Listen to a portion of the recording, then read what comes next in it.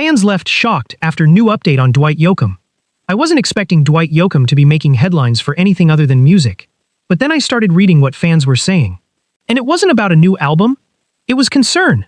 Real concern. Because after everything he's already survived, people are once again wondering what lies ahead for one of country music's most stubborn legends. There are artists who become famous because they fit the industry. Then there are artists like Dwight Yoakam.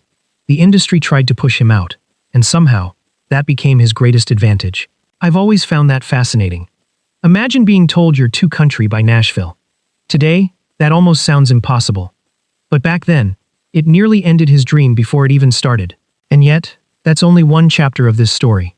Because years later, after Grammy Awards, platinum albums, sold-out concerts, and Hollywood success, Dwight would face challenges that had nothing to do with music.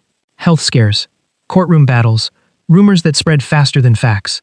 It's enough to make anyone stop and ask, how did we get here? Let's rewind. Not to Nashville. Not yet. Back to Eastern Kentucky. Dwight David Yoakam was born on October 23, 1956, in Pikeville, the oldest of 3 children. His family wasn't wealthy. His mother worked as a key punch operator. His father owned a gas station before later working at Westinghouse, after the family relocated to Columbus, Ohio. I think that's an important detail, because Dwight spent his childhood between 2 very different worlds, the hills of Appalachia and the industrial neighborhoods of Ohio. Neither place completely defined him. Instead, both stayed with him. His family regularly drove back to Kentucky to visit relatives, keeping those roots alive. Years later, those long drives would even inspire one of his songs. Sometimes the biggest influences don't seem important until decades later. One thing almost changed his life before he even realized it. His first guitar wasn't bought especially for him. It actually belonged to his father. His dad had purchased it during military service but never learned to play.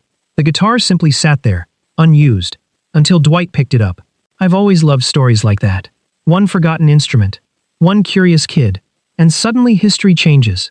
He taught himself by listening to Hank Williams records. Before long, Johnny Cash and Johnny Horton became major influences too. You can hear pieces of those artists in Dwight's music even today.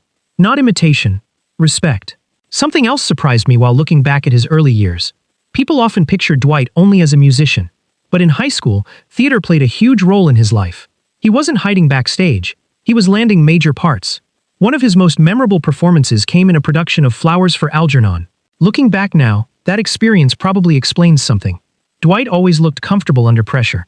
Whether standing before thousands of concertgoers or appearing in films later on, he never seemed intimidated by an audience. That confidence started long before country music ever found him.